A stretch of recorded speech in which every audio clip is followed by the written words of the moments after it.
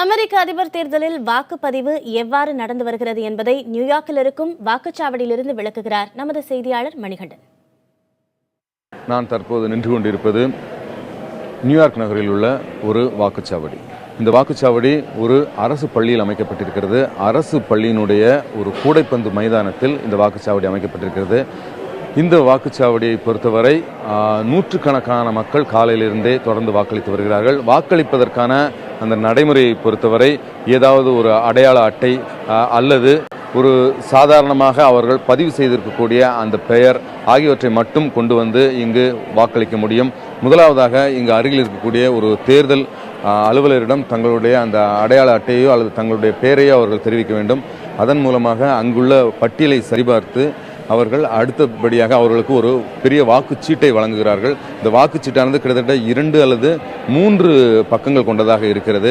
பெரிய அட்டை போன்று காணப்படுகிறது. இந்த வாக்குச்சீட்டில் உள்ளேயே ஒரு எலக்ட்ரானிக் மின்னணு சாதனம் போன்ற ஒரு சிறிய பகுதி இருக்கிறது. அது மின்னணு சாதனங்களால் அறியப்படக்கூடிய ஒரு வடிவிலான ஒரு காகிதம். அந்த காகிதத்தை கொண்டு மிக எளிமையாக வாக்குகளை அவர்கள் செலுத்த முடியும். அதில் பேனாக்கள் கொண்டு நிரப்ப வேண்டும் தங்களுடைய வாக்கு யாருக்கு என்பதை. இந்த தேர்தலை பொறுத்தவரை அதிபர் தேர்தலுடன் சேர்த்து சில மாகாணங்களில் உள்ள ஆளுநர்கள், அது மட்டுமில்லாமல் மாவட்ட நிர்வாகிகளுக்கும் தேர்தல் நடந்து வருகிறது. இந்த வாக்குச்சீட்டில் நிரப்பிய பிறகு இங்கு ஒரு மின்னணு வாக்குப்பதிவு இயந்திரம் ஒன்று இருக்கிறது.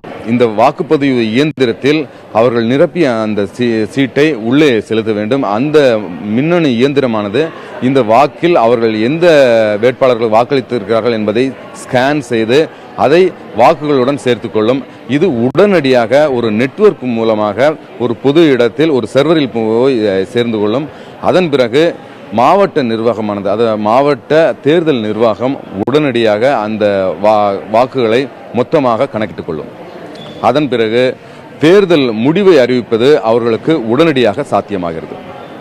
புதிய தலைமுறைக்காக நியூயார்க் நகரிலிருந்து ஒளிப்பதிவாளர் ராஜராஜனுடன் எம். மணிகண்டன்.